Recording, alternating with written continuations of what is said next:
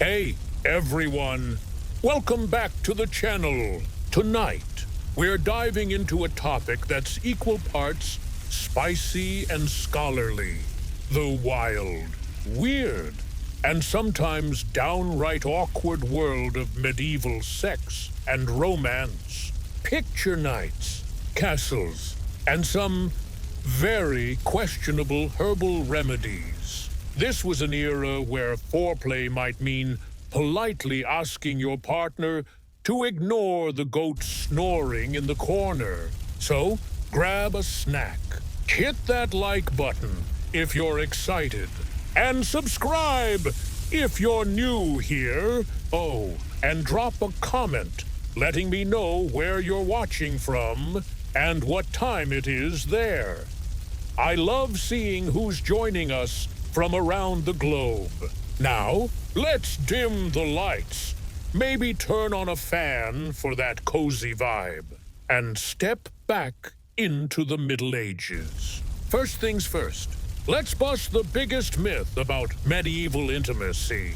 Forget those Hollywood scenes with silk sheets, flickering candles, and a lute strumming softly in the background.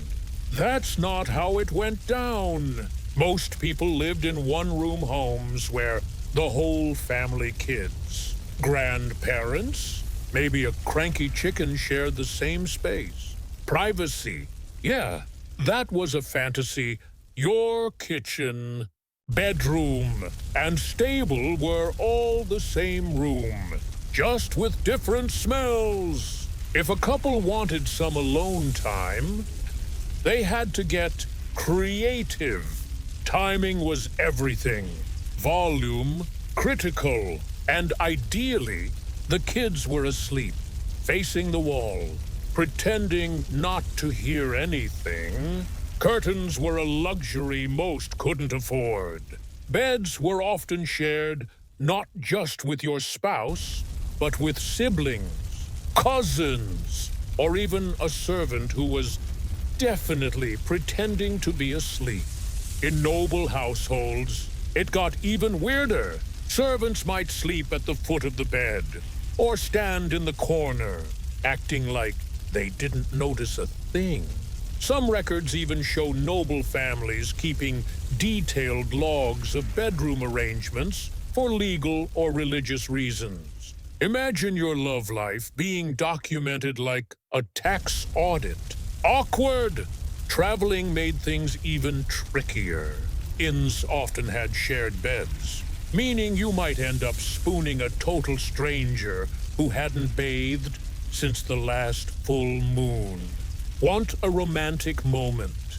Better check if your bedmate's boots are still on. If you were married and both of you were awake and relatively clean, you might share a straw mattress and hope for the best. But if you weren't married, you had to be sneaky. Communities were small, walls were thin, and gossip spread faster than a cold in winter. For those in monasteries or convents, the rules were strict. No privacy, no distractions, and definitely no late-night whispers. But let's be real, human nature doesn't always follow the rule book. That's why some abbeys had suspiciously tall garden walls. People found ways to bend the rules, even if it meant risking a stern lecture from a monk. Now, let's talk about the church, because it had a lot to say about what happened behind closed curtains or, more likely, shared blankets. The church saw intimacy as a means to one end: making babies. That's it. Pleasure, bonding, stress relief. Nope. Those were distractions at best, sinful at worst. Bishops and theologians wrote detailed manuals on what was allowed in the bedroom. Certain days were off limits. Sundays, Fridays, feast days, fasting days, even entire seasons like Lent or Advent. Want to get cozy with your spouse in April? Better check the liturgical calendar first. Even within marriage, there were rules. Couples were supposed to approach each other with modesty and restraint. Passion, not exactly encouraged.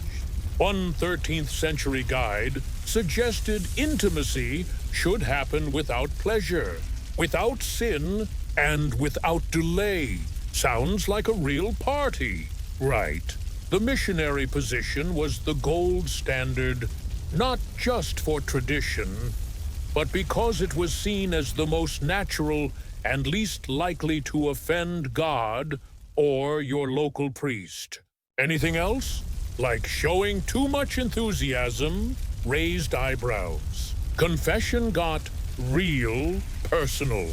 Priests would ask specific questions to make sure couples weren't breaking any rules. These weren't vague, "How's your soul?"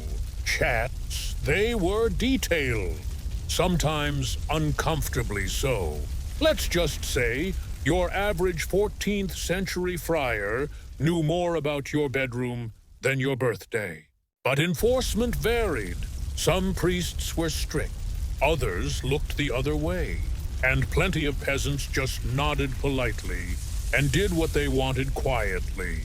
Of course, planning a romantic evening in the Middle Ages was like solving a puzzle. You needed a clear calendar, a priest's blessing, and a bit of luck.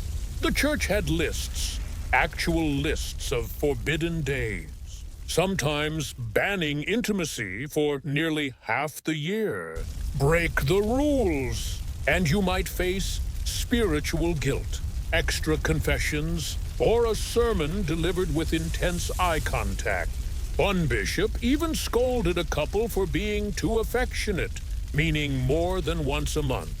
His advice: pray harder. The couple not thrilled. So that's the scene.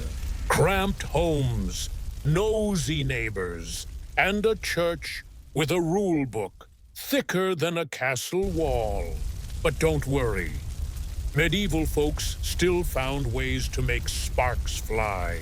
Next chapter, we'll dive into courtship, marriage, and the art of sneaking a kiss behind the barn. Stay tuned, and I'll see you in a bit. Welcome back, friends. We're continuing our journey through the steamy, strange world of medieval romance. Last time, we debunked the myth of candlelit medieval bedrooms and explored the church's obsession with keeping things, let's say, low-key. Tonight, we're talking courtship, marriage, and how love in the Middle Ages was less about heart flutters and more about signing a contract, sometimes with a side of livestock. If you're enjoying this, smash that like button, subscribe, and let me know in the comments what you think of medieval dating so far. Let's dive in. In the medieval world, romance wasn't about falling in love. It was about falling into a legally binding agreement. Forget candlelit dinners or poetic confessions. For most people, courtship involved land deals, family negotiations, and making sure nobody started a feud over a stolen pig. Marriage was a business transaction. Daughters were traded to secure alliances, gain property, or keep the peace between neighbors who'd been arguing over whose cabbage patch was bigger. A bride might bring a dowry, some coins, linens, or a small plot of land. In return, the groom's family might promise not to be total jerks. Romantic, right, courtship, when it happened, was heavily supervised. Young people rarely got a moment alone. A maiden might have her mom, a stern aunt, or even the entire village watching her every move, holding hands. That was high-stakes drama, Among nobles, arranged marriages were the norm. Kings and lords treated betrothals like chess moves, negotiating matches to strengthen their power. Affection, that was something you figured out later, or not at all. One medieval proverb basically said, "Better a rich spouse with a scowl than a poor one with a smile." Talk about priorities. Even among peasants, practicality ruled. A man's worth was measured by his land, tools, or how sturdy his ox was. Women were judged on their housekeeping skills, reputation, and ability to avoid stirring up drama at the market. Love wasn't the goal. It was a bonus. If you grew fond of your spouse over time, that was like getting extra fries with your burger. Nice, but not expected. That said, love still found a way. Secret flirtations, playful songs, or sneaky walks to the village became the medieval equivalent of sliding into someone's DMs. But you had to be careful. Get caught kissing behind the barn, and you could face public penance, a fine, or a very disappointed dad wielding a pitchfork. Communities were tight-knit, and gossip was the original social media. One wrong move, and you were trending for all the wrong reasons. Now, let's talk about one of the biggest medieval myths: chastity belts. You've seen them in movies or tacky museum gift shops. Those clunky iron contraptions supposedly locked onto women while their husbands went off to war. Here's the truth. There's almost no evidence they were used in the Middle Ages. Most chastity belts we have today are from the Renaissance or Victorian era, often made as jokes or curiosities. Medieval records, which love to document every weird detail, don't mention them. No tailors advertised them, no laws regulated them, and no churches handed them out at weddings. Think about it. The design is wildly impractical. Medieval hygiene was already a struggle. Add a rusty metal device with no user manual, and you're begging for trouble. It'd cause more infections than it prevented affairs. The myth likely came from later moral panics and satire. Renaissance writers and Victorian collectors loved the idea of a repressed medieval woman. It fit their narrative. In reality, fidelity was enforced through simpler methods: shame, surveillance, and religion. Noble women were chaperoned like celebrity. Peasant girls had entire villages watching them like hawks. One whiff of scandal could ruin reputations, dowries, or your shot at a good marriage. Speaking of scandals, medieval towns didn't just tolerate brothels. They regulated them. In many urban centers, brothels were legal businesses, licensed by town councils and taxed like any other trade. Some cities even had red light districts long before neon signs existed. Officials called brothel keepers managed these places, which is probably the least fun job title ever. The logic was pragmatic. Controlled brothels were seen as a way to prevent worse sins like adultery or, heaven forbid, dancing. The church wasn't thrilled. Of course, it condemned the practice but often looked the other way. Some clergy even collected rent from brothels. Hypocritical, maybe, but that's medieval life for you. Working in a brothel wasn't glamorous, but it wasn't always grim. Some women chose it for economic reasons, like widows with no other support. Others were forced into it, especially in port cities where sailors brought cash and chaos. There were even handbooks for managing brothels, complete with rules about clean sheets, health checks, and set hours. Patrons, everyone from knights to monks, paying with coins, eggs, or whatever they had on hand. Medieval Tinder, it was not. So, courtship was a minefield.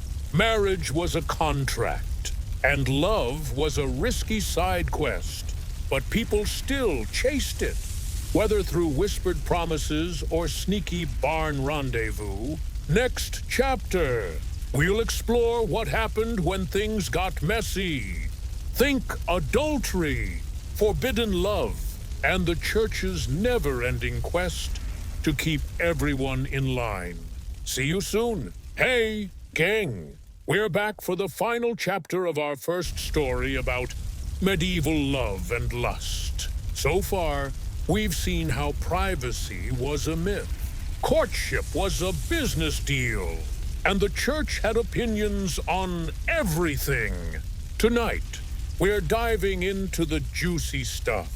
What happened when medieval folks broke the rules?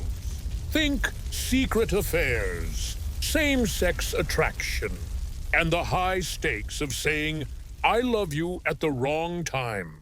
If you're loving this series, hit that like button, subscribe, and let me know in the comments what medieval scandal you want to hear more about.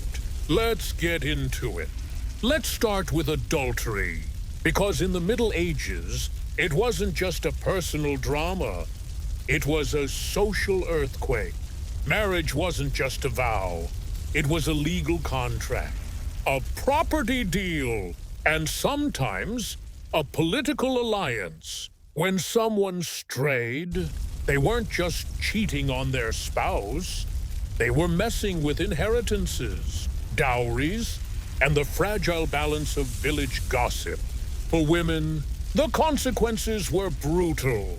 A married woman caught in an affair could face public shaming, loss of her dowry, or even exile. Noble women might be locked away, divorced, or quietly removed from court life. For men, the rules were looser. A man cheating with an unmarried woman might get a side-eye from the priest. But unless her family had powerful friends, he'd probably skate by. Punishments varied. Some towns imposed fines or forced public confessions. A few records mention creative penalties, like parading through the village in just a shift, or paying for a new church bell, because nothing says, I'm sorry, like funding divine acoustics. But the real danger wasn't always the law. It was the husband. Honor killings weren't common, but they happened, especially among nobles. If a man discovered his wife's affair, medieval customs sometimes gave him a green light to handle it. How that depended on his status and how many swords he owned. Now, let's talk about same-sex attraction. Did it exist in medieval times? Absolutely. Human nature didn't start in the 20th century. But was it accepted? That's trickier. The church labeled same-sex intimacy a sin, often grouping it with other unnatural acts like reading too many books. Punishments ranged from a scolding for peasants to exile for nobles. But real life was messier. We have poems, letters, and legal records showing deep emotional and sometimes physical relationships between people of the same sex. Monks wrote love letters to each other that sound more romantic than brotherly. Noble women shared beds and declared devotion in ways that raised eyebrows. Medieval society didn't have modern concepts of sexual identity. You didn't come out. You just lived carefully, often hiding in plain sight through coded songs or suspiciously intense pilgrimages. Monasteries and convents, with their all-male or all-female settings, created spaces where emotional bonds could blur into something more. Historians still debate whether these were platonic or romantic. But let's just say there was a lot of poetry involved. Virginity was another obsession, especially for women. Among peasants, it was expected but negotiable. A fine or quick wedding could smooth things over. For noble women, though, virginity was a political tool tied to inheritance and family honor. A broken engagement or out-of-wedlock pregnancy could spark feuds or derail dynasties. Verification methods were questionable. Sometimes it was just testimony. She seems virtuous. Other times, midwives checked for physical signs, which science has since debunked. Post-wedding, some regions displayed blood-stained sheets as proof, turning intimacy into a public spectacle. Men, no such scrutiny. A man's past was rarely questioned, as long as he avoided tavern maids. Consent in the Middle Ages was a gray area. Canon law required verbal consent for marriage, meaning two people saying "I do" in a field could technically be hitched.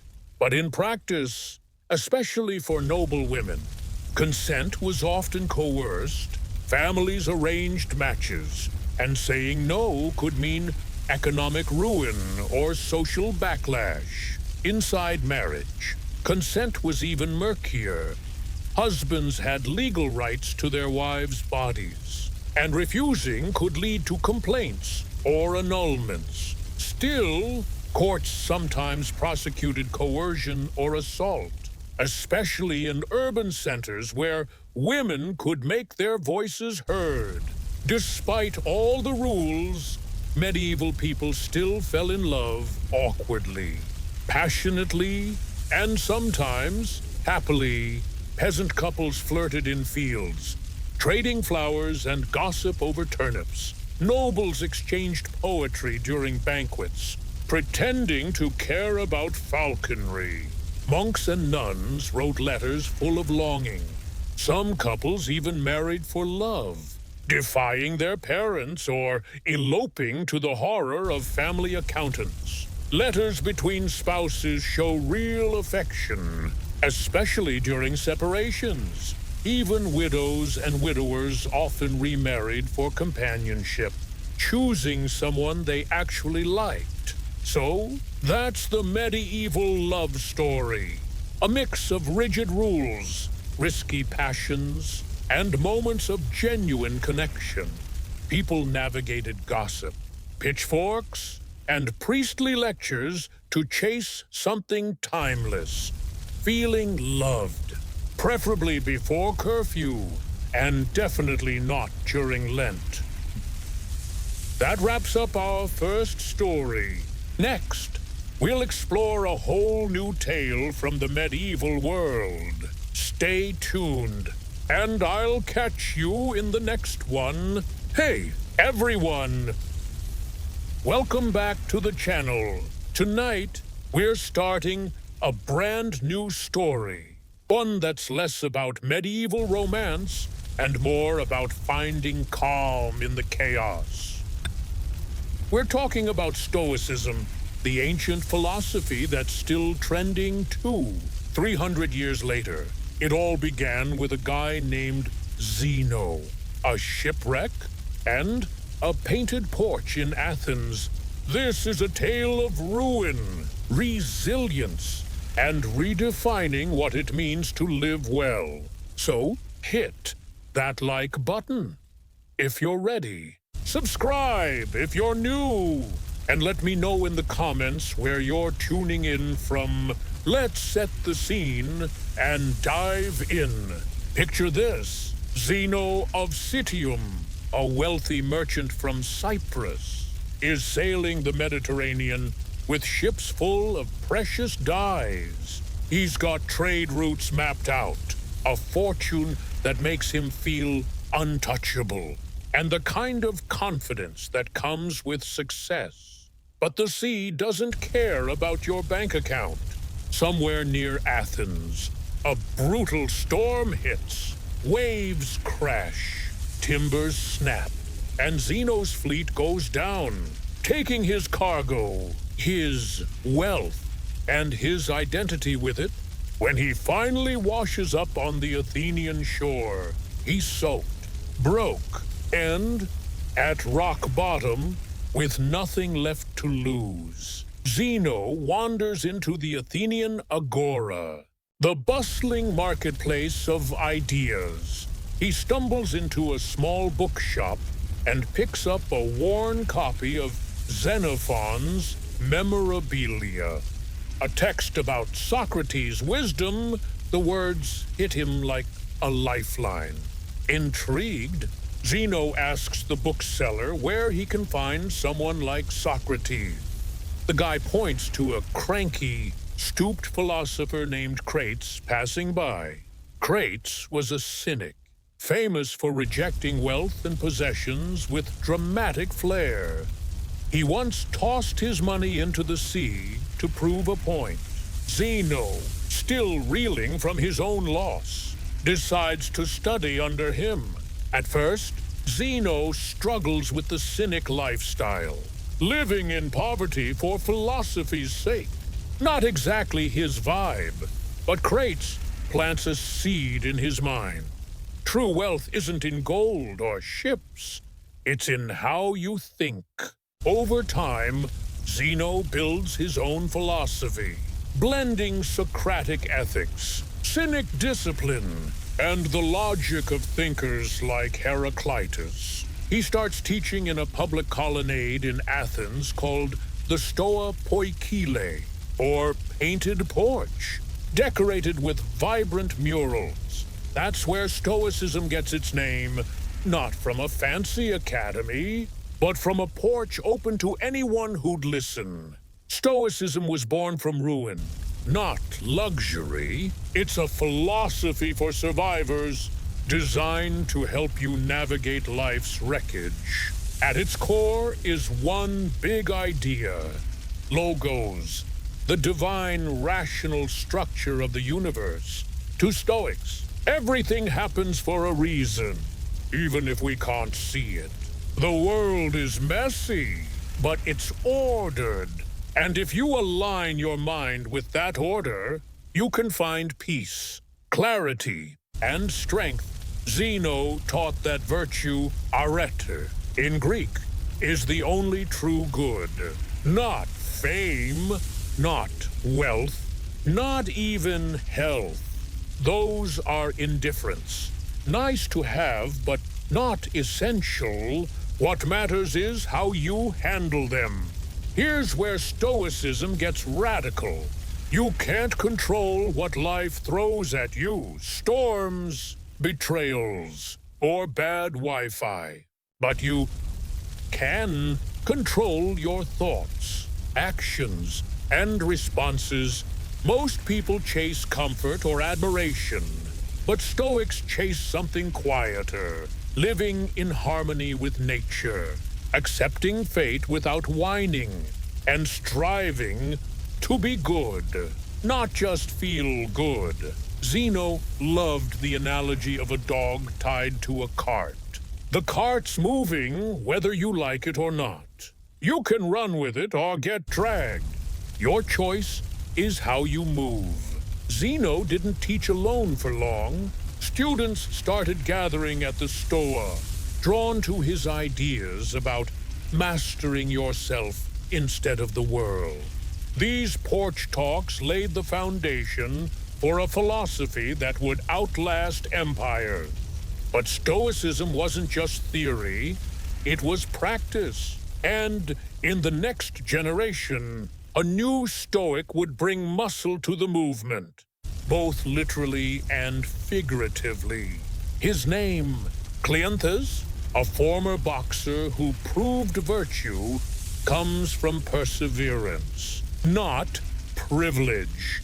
That's where we'll pick up next time. We'll follow Cleanthes and see how he turned Stoicism into a way of life. Not just a set of ideas. If you're excited for more, give this video a thumbs up, subscribe, and let me know what you think of Zeno's story in the comments. See you in the next chapter. Hey, friends! We're back for the second chapter of our Stoicism saga. Last time, we met Zeno, the shipwrecked merchant who turned a painted porch into the birthplace of a philosophy that's still kicking today. Tonight, we're meeting the guy who gave Stoicism its grit. Cleanthes, a former boxer who brought muscle to the mind. If you're loving this journey, hit that like button, subscribe, and drop a comment telling me what you think of Stoicism so far. Let's jump into ancient Athens and get started. Cleanthes wasn't your typical philosopher. Before he ever set foot in the Stoa Poikile, he was a pugilist, throwing punches for a living. His hands were calloused, his body worn, but his endurance was legendary. When he stumbled across Zeno's teachings, something clicked. He found a strength tougher than his fists, the kind that steadies your soul. By day, he studied philosophy. By night, he carried water for a gardener to pay the bills. His life was proof that virtue doesn't come from privilege. It comes from showing up day after day, no matter how hard it gets. Cleanthes lived what Zeno preached. If Zeno said hardship builds character, Cleanthes nodded and hauled another bucket of water. His most famous work, the Hymn to Zeus, is a poetic ode to Logos, the cosmic order that runs the universe. Don't let the title fool you. It's not about groveling to a god. It's a bold statement that everything, even the painful stuff, is part of a grand plan. Cleanthes' Stoicism was like a glacier, silent, massive, and impossible to shake. Unlike Zeno, who leaned hard on logic, Cleanthes added a touch of emotion to Stoicism. He believed feelings like awe for nature or love for wisdom had a place, as long as they lined up with reason. It wasn't about indulgence, it was about balance. Why follow a philosophy that turns you into a robot? Cleanthes wasn't flashy. He didn't dazzle crowds with clever wordplay. Some even mocked him for being slow to speak. But what he lacked in charisma, he made up for in steadiness. In Stoicism, that's everything.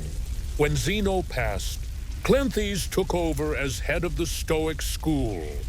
Not because he was the loudest, but because he lived the philosophy more fully than anyone. His life was walking proof. You could face hardship without bitterness, question fate without rage, and stay grounded without giving up on greatness.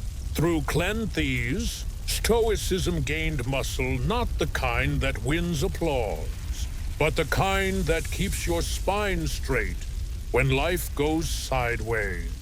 But Stoicism wasn't done evolving. The next guy to take the reins would sharpen it like a blade, turning porch talks into a rigorous system that could stand up to any critic.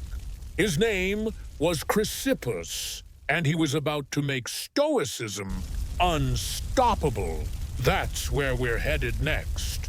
We'll see how Chrysippus used logic to build a philosophy that could outlast empires. Before we go, let's talk about how Cleanthes' story hits today. In a world obsessed with quick fixes and instant fame, his life reminds us that real strength is quiet.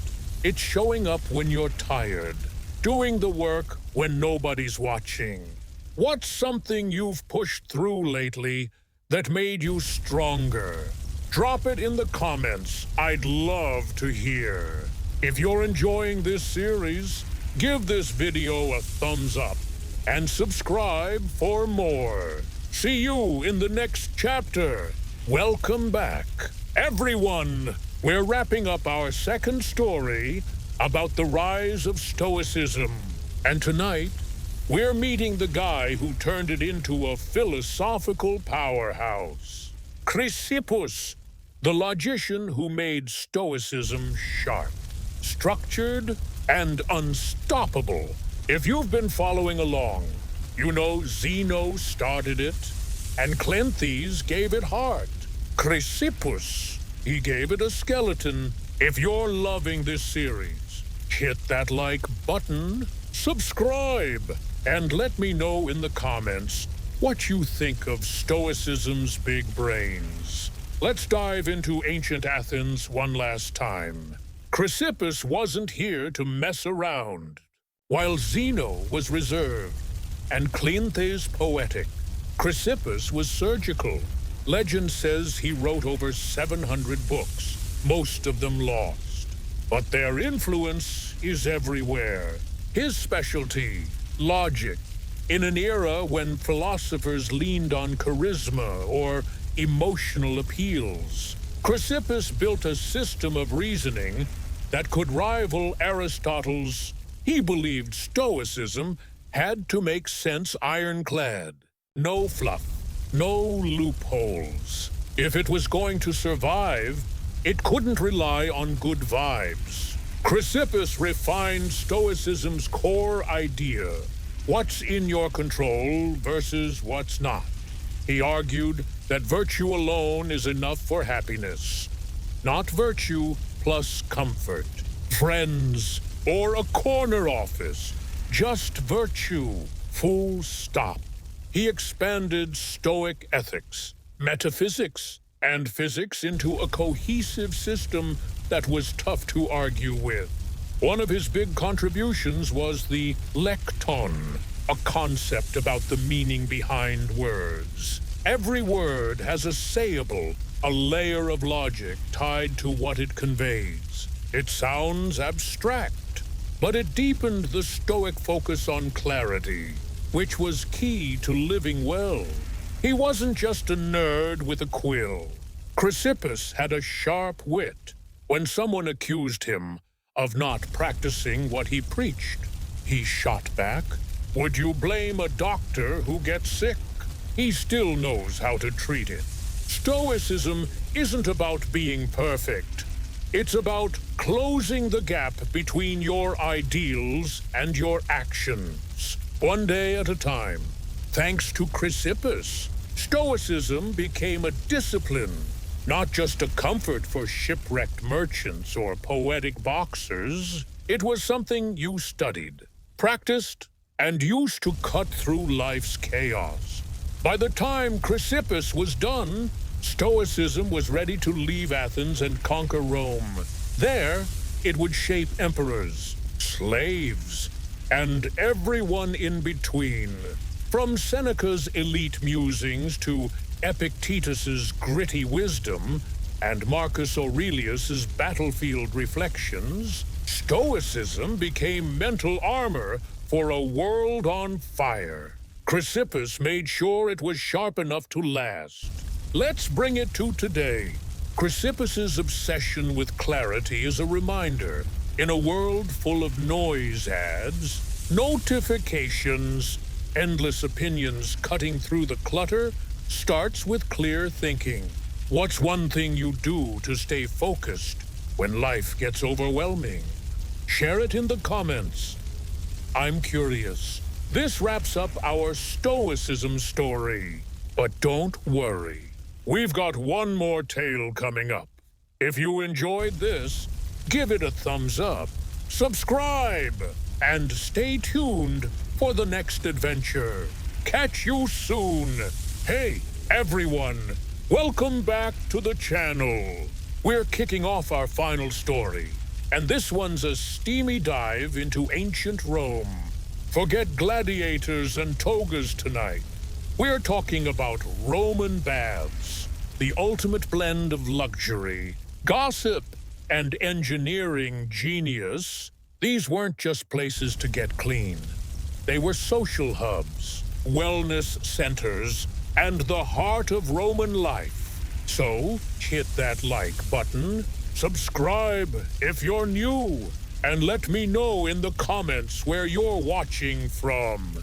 Let's step into a Roman bathhouse and see what all the fuss was about. To a modern visitor, a Roman bath might look like a 5-star spa. Marble floors, vaulted ceilings, statues of gods, and steaming pools. But to a Roman, it was just part of the daily grind. By the empire's peak, Rome had over 900 public baths, from massive imperial complexes to cozy neighborhood spots. Everyone, senators, shoemakers, even emperors made time to bathe. Cleanliness mattered, but so did the vibe, the routine, the chatter, the heat. Here's how it worked. You'd start in the apoditerium, the changing room, where slaves might help richer folks undress. Then you'd ease into the tepidarium, a warm room that opened your pores and got you relaxed. Next up was the caldarium, the hot, steamy heart of the bath, heated by an underfloor system called the hippocaust. You'd sweat, scrape your skin with a curved tool called a strigil, and maybe get a massage. Finally, you'd plunge into the frigidarium, a cold pool to tighten your skin and wake you up. Hot to cold, sweat to chill. That contrast was the magic. Romans thought this routine was good for circulation, digestion, and even mood. Modern science, it backs them up. But baths weren't just about health. They were about belonging. You went to see and be seen. You gossiped about who was sleeping with whom, debated politics, or eavesdropped on the latest scandal. Some brought musicians or snacks. Poets recited verses. Philosophers argued under domed ceilings. And businessmen sealed deals in the steam. It was like a Roman version of Twitter, Wall Street, and a coffee shop all in one. Baths were surprisingly democratic for Rome. Anyway, emperors might share a room with commoners, though the wealthy had their entourages and private perks. Slaves and women had restricted hours or separate wings, but they were still part of the scene. For Romans, bathing was about routine, society, and rhythm. It was where the individual melted into the empire's hum, one splash at a time. Next chapter, we'll dive into the engineering that made these baths possible. Because trust me, the Romans were building saunas while the rest of the world was still figuring out fire. If you're loving this, give it a thumbs up, subscribe, and let me know in the comments what you'd think of a day at a Roman bath. See you soon. Hey, Kyung, we're back for the second chapter of our Roman bath adventure. Last time, we walked through a day at the baths, soaking up the gossip and steam. Tonight, we're going under the hood to see how the Romans turned bricks, fire, and water into engineering masterpieces. These weren't just buildings, they were systems that kept an empire clean and cozy. If you're enjoying this, hit that like button, subscribe, and let me know in the comments what you think of Roman tech. Let's get started. At the heart of every Roman bath was the hippocaust system, a kind of ancient central heating. Picture this, under the floor of the hot rooms. Slaves stoked a roaring furnace called a prefernium. The fire heated a space beneath a raised floor. supported by small columns called pile. Hot air flowed through this subfloor and up through flues in the walls, warming the room like a giant oven. No smoke, just steady heat. The result, a cozy, enveloping warmth that made the caldarium feel like a hug from the gods. The architecture was just as clever. Vaulted ceilings trapped heat. Domes softened sound, and rooms were arranged to guide you from cool to warm to blazing hot. Windows caught sunlight to brighten the space, and water was always flowing clean, heated, and precise. Speaking of water, let's talk aqueducts. These stone channels brought millions of liters of water into cities, even far from rivers. Baths like Caracalla's used so much water daily. It's mind-boggling. Yet the system was so efficient, waste was minimal. Romans didn't stop at soaking. They had steam rooms, saunas, and even early flushing toilets nearby. Sewage, carried away by underground drains. All powered by gravity, maintenance was non-stop. Workers called fornificatores tended furnaces, while others cleaned pools, hauled wood, or fixed tiles. It was labor-intensive, but the payoff was huge. Some baths stood for centuries, long after the empire fell. These weren't just local projects. They were part of Rome's urban blueprint. Wherever the legions went, they built roads, forts, and baths. In cold places like Britain, the hot rooms were lifesavers. In deserts like North Africa, shaded pools offered relief. Cities like Timgad in Algeria or Bath in England had stunning thermae, often with mosaics and inscriptions boasting imperial generosity. Baths weren't just about comfort. They were propaganda, showing locals that Rome brought civilization. Next time, we'll explore what happened when the baths started to crumble and how their legacy lives on today. If you're amazed by Roman engineering, give this video a thumbs up, subscribe, and drop a comment about your favorite ancient tech. Catch you in the next chapter. Welcome back. Friends, we're wrapping up our Roman bath story, and tonight we're looking at what happened when the empire's steamy heart stopped beating, and how its legacy still warms us today. From crumbling marble to modern spas, the Roman bath's influence is everywhere. If you've loved this series, hit that like button, subscribe, and let me know in the comments what you think of Rome's wellness empire. Let's dive in. As the Roman Empire weakened in the 4th and 5th centuries, the baths began to fade. The economy tanked under inflation and military overspending, making it impossible to maintain massive complexes that needed constant fuel, water, and workers.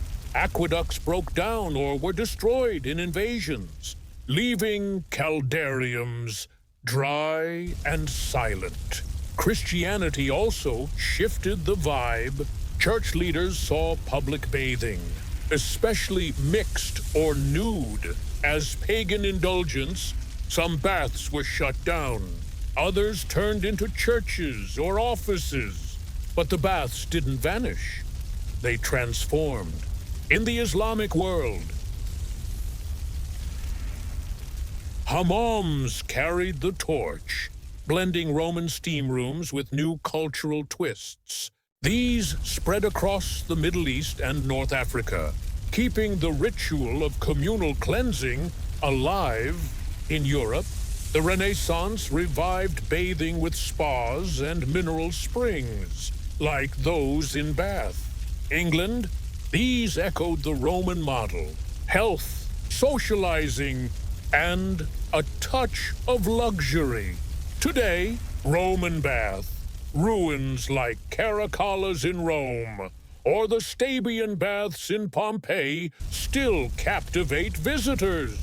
They remind us that Rome didn't just conquer with swords, it conquered with comfort and engineering. The bath's spirit lives on in our gyms, hot tubs, and quiet moments of self-care. Every time you sink into a hot bath or sweat in a sauna, you're channeling a bit of Rome steam rising, tension fading, just like it did 2,000 years ago. Let's bring it home. The baths were more than buildings. They were a mindset. They showed that taking care of yourself, connecting with others, and finding calm in a chaotic world is timeless. What's your go-to way to unwind? Share it in the comments. I'd love to know. This wraps up our Roman bath story and our 3-part series. If you enjoyed it, give it a thumbs up, subscribe, and stay tuned for more adventures through history. Thanks for joining me, and I'll see you next time.